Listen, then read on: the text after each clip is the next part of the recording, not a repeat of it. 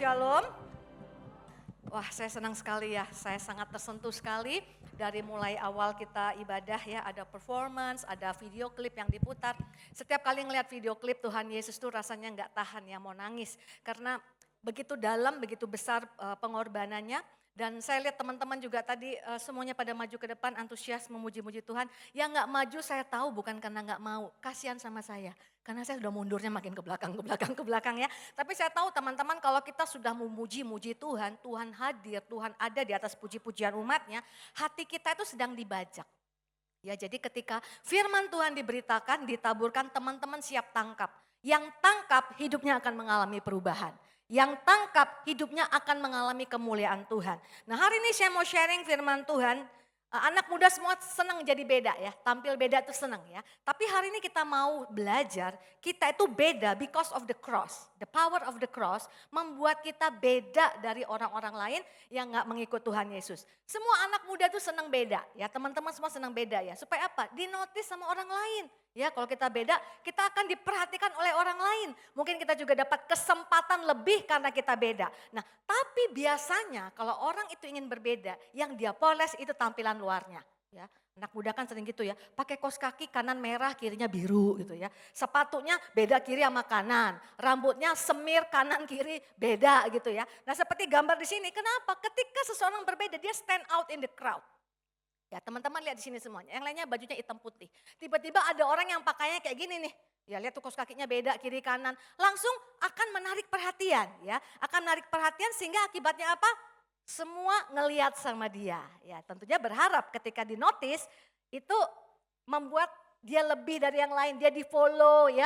Teman-teman kan suka kan kalau Instagramnya di follow lebih banyak dari orang lain ya. Orang itu kalau anak-anak muda kalau follow saya terus ngomong gini, follow back dong gitu ya, minta di follow balik gitu ya. Nah, tentunya kepengen kelihatan berbeda. Nah, teman-teman baru-baru ini di Jakarta itu ada konser Blackpink. Supaya itu kalau dinotis sama si Lisa, ya sama si Jisoo dan yang dua lagi itu ya, si Jennie itu senengnya minta ampun sampai bikin video my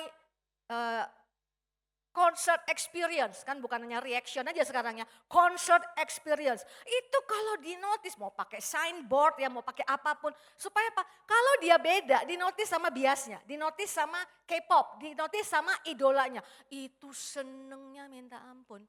Tapi saya mau bilang sama teman-teman, yang namanya dinotis karena permukaan luar kalian, permukaan luarku, itu gak akan tahan lama. Ya, K-pop sudah silih berganti. Sebelum Blackpink ada apa? Yang paling terkenal banget namanya SNSD. Mungkin sini nggak ada yang kenal kali ya. Kalian masih belum lahir kali ya. Itu dulu ngetopnya minta ampun. Sekarang tinggal nama. Jadi nanti yang sekarang Blackpink lagi terkenal banget yang sangat dipuja-puja semua orang. Suatu saat kelak akan digantikan oleh orang lain. Karena apa? Yang namanya kelihatan dari luar tuh nggak tahan lama. Nah, kita mau lihat seorang yang stand out in the crowd secara fisik. Namanya Raja Saul. Kenapa saya bilang dia beda? Karena dia itu jauh lebih tinggi dari semua orang. Sampai dia ngumpet aja masih kelihatan loh teman-teman ya. Artinya apa? Menonjol ya. Ya mungkin dia ganteng juga nih. Terus yang jarang diperhatikan, dia ini anak orang kaya. Ya kan sekarang gitu kalau mau doa buat pasangan hidup ya. Kalau bisa Tuhan yang ganteng ya. Kemudian anak orang kaya dan anak tunggal. Supaya apa? Jadi kesayangan gitu ya. Jadi artinya apa? Teman-teman yang namanya stand out karena fisik gak tahan lama. Jadi yang tahan lama itu ketika kita beda dalam hal apa? Nah, kita lihat nih ayat firman Tuhan ya. The secretnya apa? Supaya kita dinotis gitu ya. Daniel 6 ayat 4 ini tentang Daniel. Daniel ini luar biasa. Dalam pemerintahan raja yang silih berganti dia selalu dinotis. Dia selalu diperhatikan sama raja-raja yang kerajaannya silih berganti. Rahasianya apa? Kita lihat di sini firman Tuhan berkata, maka Daniel ini melebihi para pejabat tinggi dan para wakil raja itu. Padahal orang buangan loh. Ya. Orang jajahan loh teman-teman ya. Tapi kenapa dinotis? Rahasianya apa? Karena ia mempunyai roh yang luar biasa. Jadi yang membuat dia berbagai pemerintahan silih berganti tetap eksis. Ya, teman-teman suka dengan kata-kata eksis ya. Tetap eksis itu sesuatu yang di dalam. Bukan yang di luar. Roh yang luar biasa, excellent spirit. Akibatnya apa? Ketika dia dinotis oleh raja, akibatnya dia ngalami promosi. Pernah suatu ketika ada seorang raja yang namanya Belshazzar, itu nggak tahu loh Daniel. Padahal Daniel namanya zamannya Raja Nebukadnezar itu ngetopnya minta ampun. Ya kan? Bahkan dia bawa teman-temannya Sadrak, Mesak, Abednego untuk juga mengalami promosi dari raja. Tapi pada zaman Raja Belshazzar yang ada tulisan di dinding, Mene, Tekel, Ufarsin, dan dia bisa menerjemahkan, Raja Belshazzar itu nanya, siapa dia? Bayangin loh teman-teman. Jadi artinya bisa suatu ketika terkenal sekali, viral sekali, tapi kemudian kelihatan kayak nggak kelihatan sama sekali. Tapi it's okay, karena sepanjang yang di dalam ini luar biasa, maka yang notice, yang memperhatikan bukan manusia dulu, tapi siapa?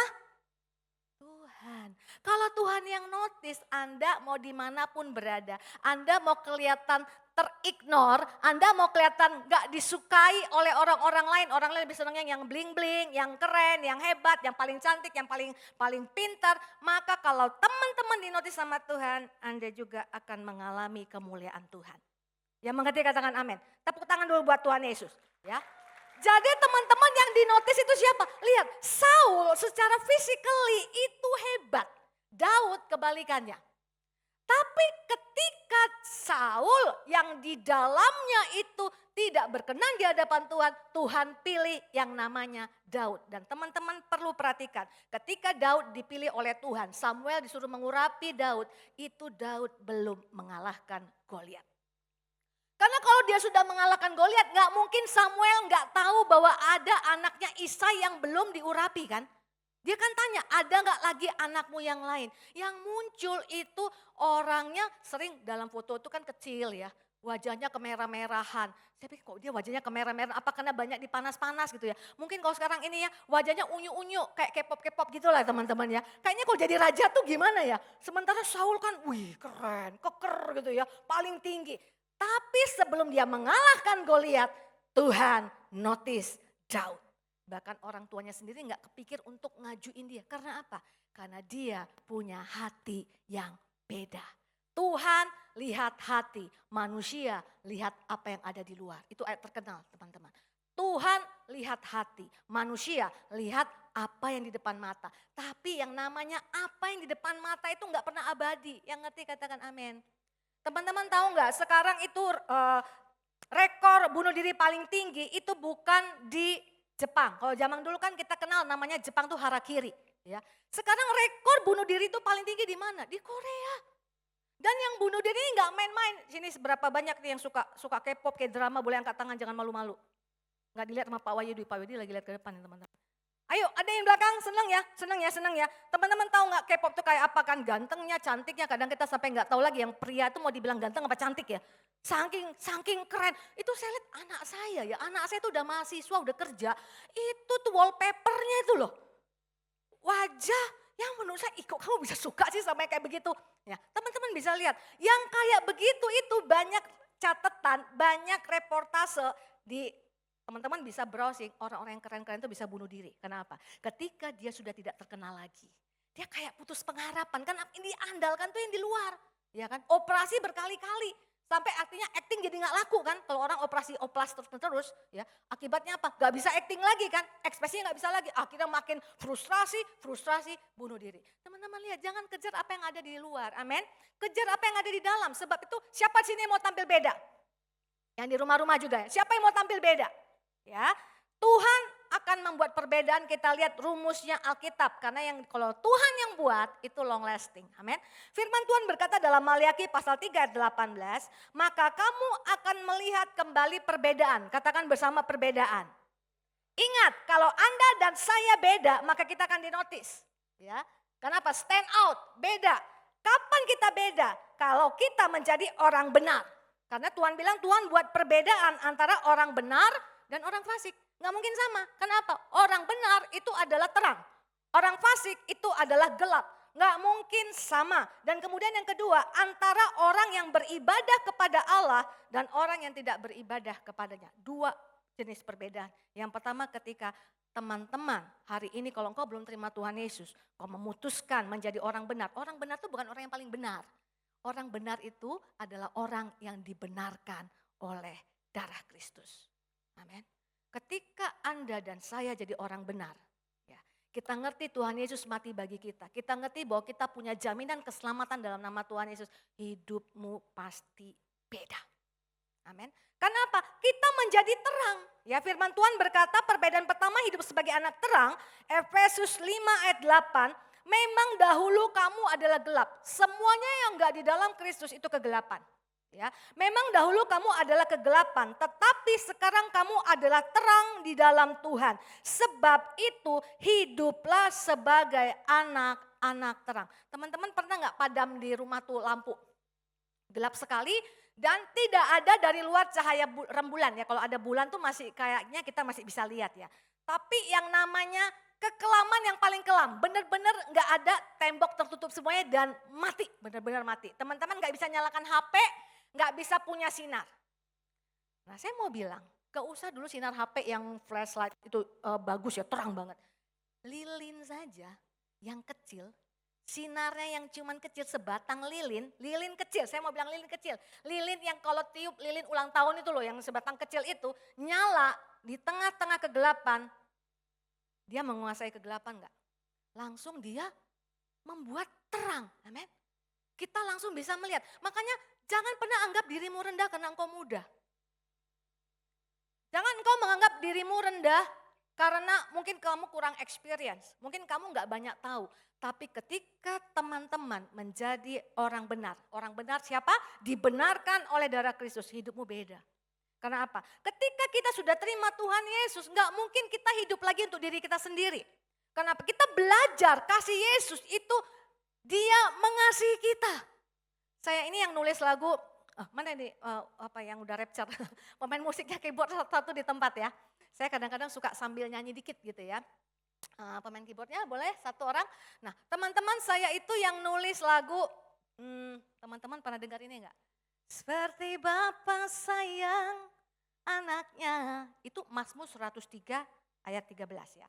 Seperti seorang bapak yang sayang kepadanya. Boleh main tipis-tipis ya, tipis ya. Mazmur 103 ayat 13 itu berkata, seperti seorang bapak yang sayang kepada anaknya, demikianlah dia sayang kepadaku. Saya waktu tulis lagu itu benar-benar terhisap dengan ayat itu. Kayaknya kan, aduh kan Bapa mengasihi kita, dia berikan anak yang tunggal bagi kita ya. Tapi akhir-akhir ini, bukan lagi perkataan itu yang paling menggemakan hati saya. Seperti Bapa sayang anaknya, demikianlah engkau mengasihiku. Rasanya kan aduh disayang banget ya. Kamu gak tahu ya lagunya ya. Dia belum lahir. Lagunya udah jadul banget Pak. Gak apa-apa, it's okay ya. Tidak pas tapi tidak fals. Itu yang paling penting ya. Nah teman-teman, tapi kalau kita baca di Mazmur 103 itu di bawahnya itu bilang begini. Sesudah firman Tuhan berkata, seperti seorang bapa sayang kepada anaknya, demikianlah engkau sayang kepada orang yang takut akan dia. Lanjutannya itu powerful sekali. Sebab engkau tahu, Bapa itu tahu kita ini debu. Anda debu. Anda yang di belakang debu. Pak Wahyudi debu. Saya debu. Debu itu artinya apa? Hari ini ada, besok bisa tiada. Ya, seperti tanaman hari ini mekar, besok sudah layu dan dibakar orang. Tuhan tahu kita, Tuhan ingat kita ini debu. Itu sebabnya kalau dia mau mati bagi Anda dan saya yang adalah debu. Kita ngerasa gak sih? Kita aja gak suka debu kan? Siapa yang suka debu? Gak ada orang suka debu. Di mata Tuhan kita ini sebenarnya seperti debu. Dia ingat kita ini debu. Tapi yang debu ini, dia berikan anaknya yang tunggal. Bagi Anda dan saya. Supaya kita punya pengharapan. Dibuat beda. Dan kemudian ketika kita sudah terima Tuhan Yesus, bukan hanya keselamatan kekal itu yang membuat kita beda. Hidupmu dan hidupku jadi beda. Karena apa? Karena Yesus itu tidak memikirkan apapun, tapi hanya memikirkan diriku, tidak memikirkan kepentingan dirinya sendiri dan dia mau mati bagiku. Pasti yang kenal ini dia tidak akan lagi hidup untuk dirinya sendiri. Yang mengerti katakan amin. Dia akan jaga lifestyle-nya, dia akan hidup sesuai dengan pertobatannya ya. Karena orang ini beda karena dia punya kesaksian yang beda. Mazmur 119 ayat 9 berkata, dengan apakah seorang muda mempertahankan kelakuannya bersih? Orang muda loh, orang muda. Orang muda itu selalu dianggap kan gak terlalu banyak tahu, less experience ya. Bagaimana dia menjaga kelakuannya bersih? Bukan hanya masalah teman-teman tidak jatuh dalam dosa. Tapi bicara pemikirannya bersih itu gini loh, kelakuannya bersih. Tidak dipengaruhi oleh semua korosi dunia ini. Ya, ketika banyak orang mengatakan kau nggak mampu, kau nggak berhasil, engkau nggak akan mungkin, itu berusaha mengkorosi pikiran kita. Yang membuat kita jadi nggak percaya sama Tuhan. Dengan apa? Ketika firman Tuhan yang terus membersihkan cara berpikir kita yang lama. Amin. Akhirnya kita tampil beda. Nah, saya mau kasih kesaksian. Saya mau bilang sama teman-teman, setiap kali saya bersaksi, saya bukan mengatakan bahwa saya ini orang hebat. Saya ini orang yang sangat tidak hebat. Saya ini orang yang mementingkan diri sendiri. Keluarga saya semua tahu saya ini dari 4 bersaudara, anak yang paling mementingkan diri sendiri. Pertama, di antara 4 anak, saya orang yang paling pintar. Anak yang paling pintar. Ya. Satu-satunya yang bisa kuliah di ITB cuma saya. Anak kebanggaan papa saya, tapi akibatnya jadi kepala batu gitu ya. Sombong, mementingkan diri sendiri. Orang tua saya tahu saya mementingkan diri sendiri. Even waktu saya kecil nih teman-teman ya. Kalau misalnya ada es lewat, kita tuh es krim lewat gitu loh. Kami masing-masing punya tabungan celengan yang itu loh. Saya gambarnya kucing, tinggi. Adik saya gambarnya tuh ayam. Tahu ya celengan yang zaman dulu itu loh. Jadi kalau mau dibuka harus dipecahin. Nah kalau ada tukang es krim lewat, ini model orang mementingkan diri sendiri. Saya kepengen makan es krim, adik saya pengen makan es krim. Saya bilang, Dek kayaknya celenganmu ayam lebih gampang nyongkelnya. Nyongkelnya itu pakai gunting gitu loh. Congkel, mama papa gak di rumah, congkel mau beli es krim. Kok gak pakai punya kakak? Kakak punya bentuknya kucing, susah. Lehernya panjang. Mementingkan diri sendiri. Sampai akhirnya waktu pecahan celengan, adik saya nangis. Kenapa? Celengannya hampir habis. Saya dibanggain orang tua, pinter nabungnya. Padahal kena ngambilin, memalak adik saya loh teman-teman. Sangat mementingkan diri sendiri. Tapi waktu saya mahasiswa, usia-usianya ada beberapa yang mahasiswa. Saya datang di suatu kebaktian. Orang yang mementingkan diri sendiri di jamaah Tuhan. Di situ saya baru mengerti arti Yesus mati buat saya. Dia sediakan masa depan yang luar biasa bagi saya. Bukan hanya ketika nanti saya bertemu dengan Bapa, tapi di atas muka bumi itu dia memberi masa depan yang luar biasa buat saya. Saya berubah. Dan yang berubah itu apa? Baca firman Tuhan, dimuridkan, mengubahkan cara hidup. Dulu saya anak manja teman-teman. Jadi kalau saya pulang dari Bandung, mau ke rumah orang tua saya di Medan, saya tuh harus naik pesawat. Dan pesawatnya harus yang flag carrier. Ya teman-teman, you know what I mean? Tapi ketika saya mau pulang, sudah diberikan uang transport untuk pulang, tiba-tiba di gereja ada penginjilan ke satu pulau, butuh dana. Teman-teman kan tahu kan kalau pelayanan isinya semua anak mahasiswa, duitnya tuh gak banyak gitu loh. Jadi kita mau fundraising dari mahasiswa-mahasiswa, pelajar yang duitnya gak banyak, siapa yang tergerak? Nah saya punya uang cukup banyak teman-teman, karena mau pulang naik pesawat lumayan. Saya izin sama papa saya. Jadi saya nggak sembarangan, saya ngomong sama papa saya, Pak boleh nggak aku pulangnya naik bus? Teman-teman tahu nggak Bandung, Medan, masa itu bukan kayak naik bus Jakarta, Tasik bisa ada yang super eksekutif gitu ya, bukan. Busnya itu jalanannya itu jelek banget 4 hari 3 malam, tersiksa. Saya sampai nggak berani ke toilet, kurang minum, kurang makan dan tidak mandi selama 4 hari 3 malam. Papa saya tahu alasannya apa, aku mau pakai Pak. Boleh nggak sebagian uang untuk transport pulang? Itu aku belikan, aku mau sumbangkan buat pelayanan. Wow, ini anak dulu pelitnya minta ampun, selalu mementingkan diri sendiri. Apel yang sudah saya simpan di kulkas untuk saya makan pulang. Zaman saya dulu SMA, apel itu dilarang. Nggak boleh bawa ke Indonesia, semua barang impor nggak boleh ada di Indonesia. Papa saya bawa dari Singapura diam-diam, saya udah taruh di kulkas. Nenek saya datang, ambil yang di kulkas, diganti sama yang lain. Saya murka loh teman-teman. Loh kan apel itu semua sama rasanya kata mama saya. Beda, yang kusimpan sudut derajat miringnya, kurvanya sudah kuukur. Lu bayangin loh, sampai kayak gitu sama neneknya aja pelitnya minta ampun. Tiba-tiba sekarang bilang, "Pa, Ma, aku mau pulang naik bus." Loh kenapa sayang? Karena aku mau support, karena aku gak punya uang lagi di luar uang. Ini bukan uangku sebenarnya, uang papa mama. Loh, lihat.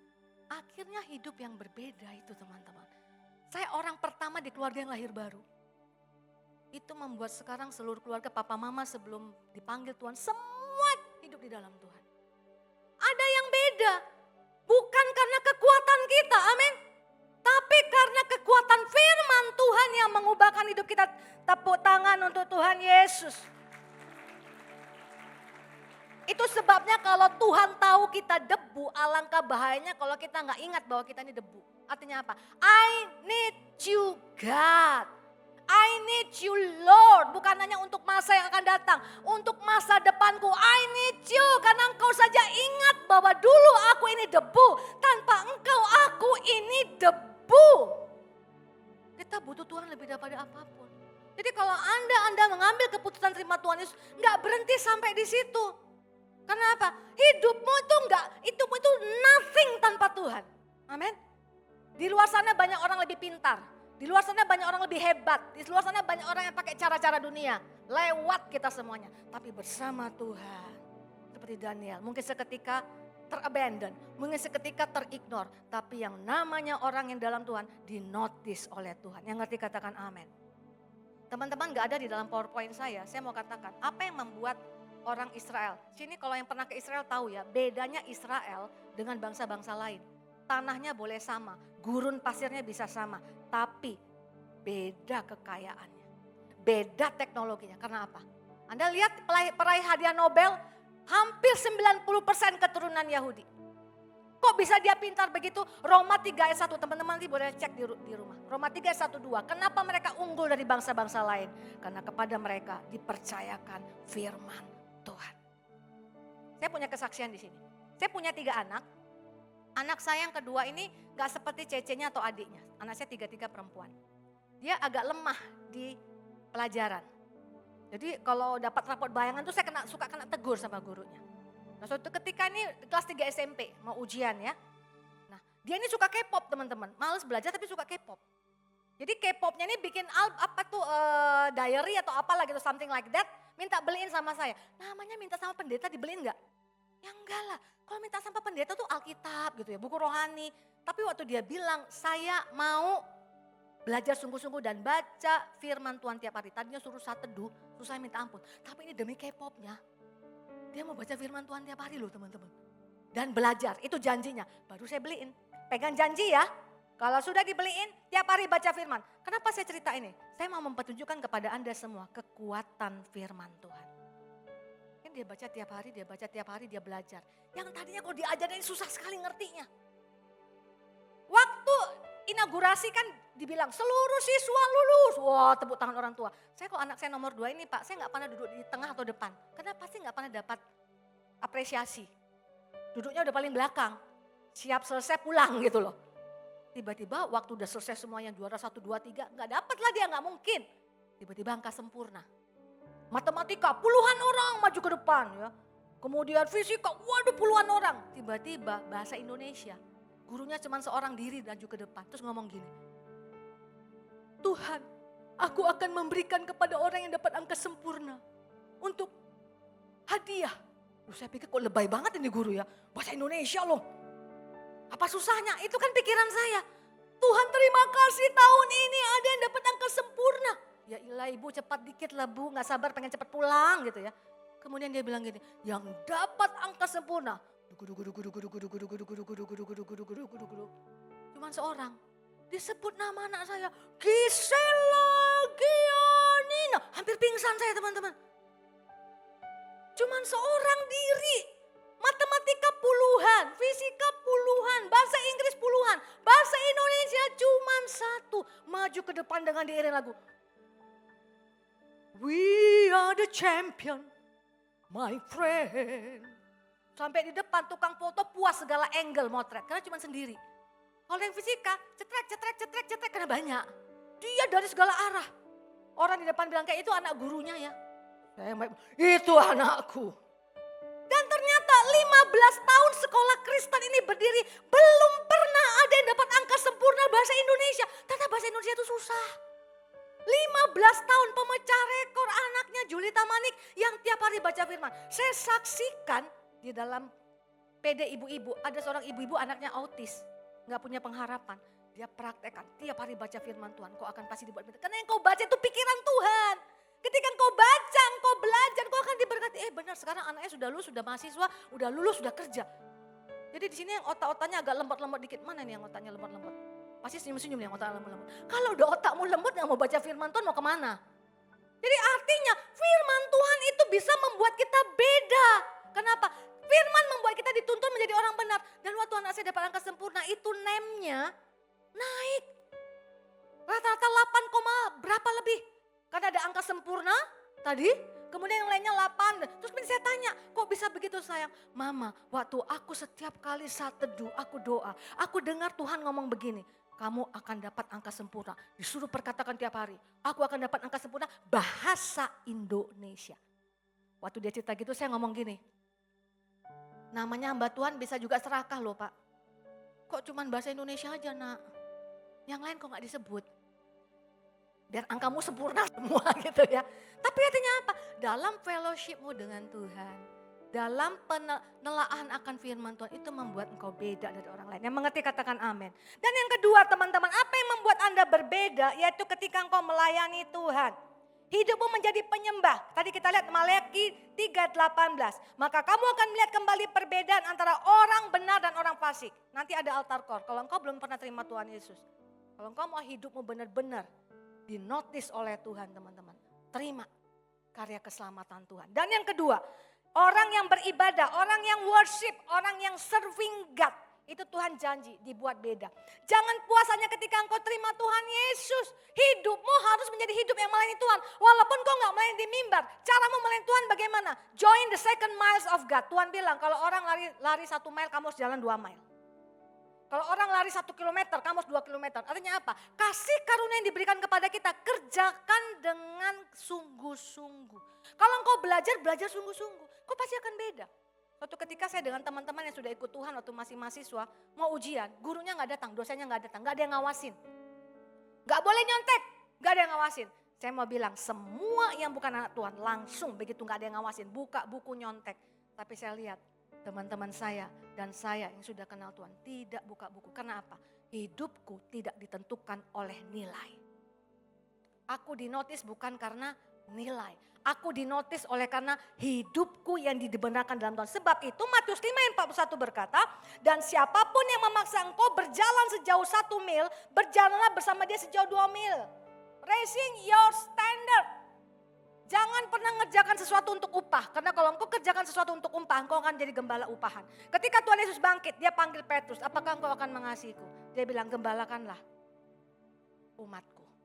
Gembala tuh gak mesti jadi gembala kayak Pak Wahyudi. Gembala itu artinya menuntun orang kepada Tuhan Yesus. Mungkin di sekolahmu, mungkin di keluargamu. Jangan pernah kena upah. Karena kalau engkau dari sejak muda sudah biasa kena upah, maka ketika engkau melayani nanti, kau juga akan lihat upah. PK-nya berapa? Oh, teman-teman di Jakarta gitu semua. PK-nya berapa? Kalau kecil gak mau pelayanan, gak mau digembalakan. Nanti teman-teman juga akan begitu. Standar hidupmu ditentukan oleh yang dicari oleh bangsa lain. Bukanlah mencari dahulu kerajaan Allah, tapi mencari yang dicari oleh bangsa lain. Tapi yang ikut Tuhan akan dibuat perbedaan. Apapun yang kau kerjakan dengan segenap hati. Saya akhiri dengan kesaksian. Tentang 2 hal ini. Dibuat berbeda. Karena menjadi anak Tuhan. Dibuat berbeda. Bahkan sejak usia muda melayani Tuhan. Saya punya keponakan. Dengar baik teman. Namanya Oci. Anda bisa browsing karena saya pernah bikin blognya tentang ini. Remember me this way, Oci. Oci ini umur 13 tahun sakit cancer. Dia anak Tuhan. Dia kepengen sembuh. I hate cancer. I will kill cancer. Itu di bio Twitternya. 10 bulan dia berjuang. Sampai ketika dia berjuang, dia mencari Tuhan. Dia kejar firman Tuhan. Aku harus sembuh karena aku akan hidup dan menceritakan perbuatan Tuhan yang besar dan ajaib. Teman-teman, 10 bulan berjuang. Bapaknya yang tadinya ignore, gak suka ibadah.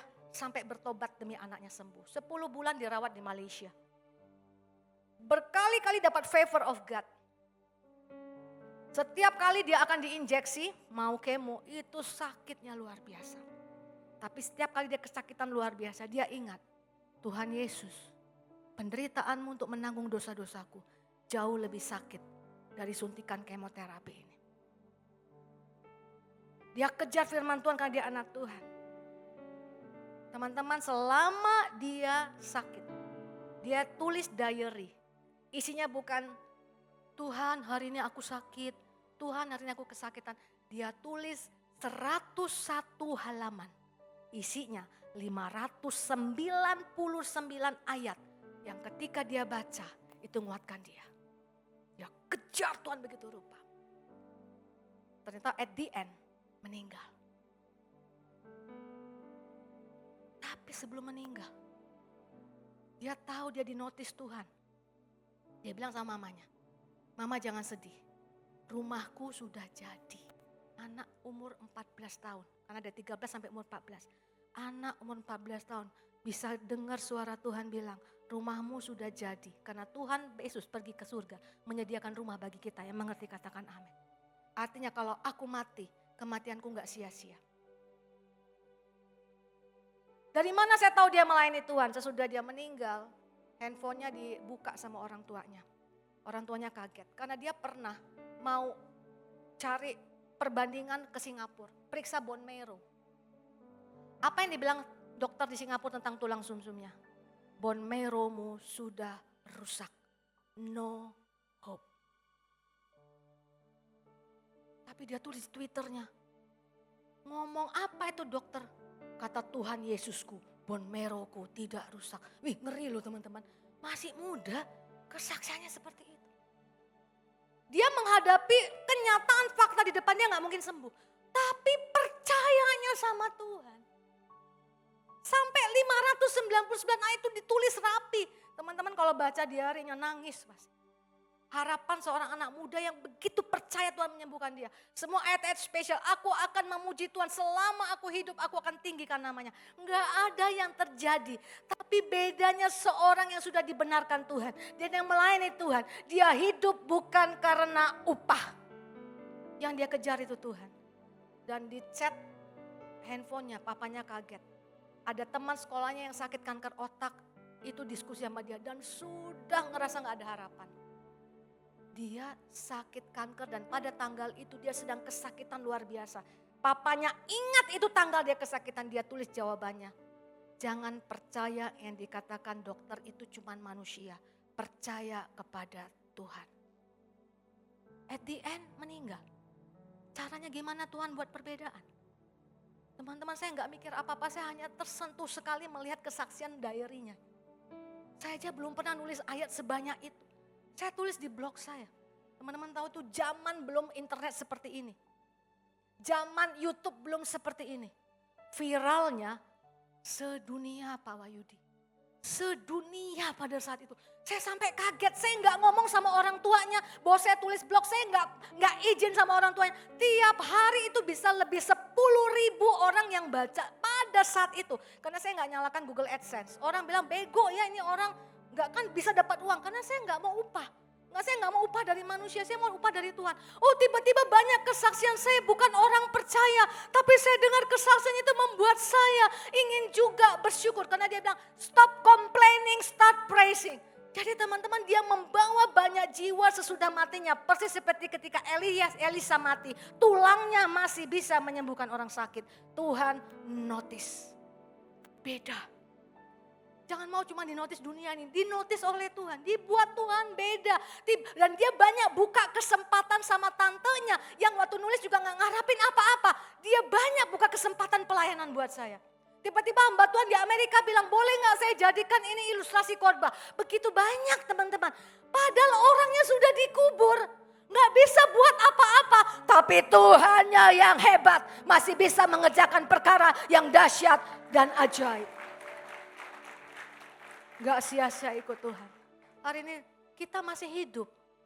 Masih banyak yang bisa kita kerjakan. Betapa luar biasa yang Tuhan mau kerjakan dalam hidupmu. Yang mengerti katakan amin.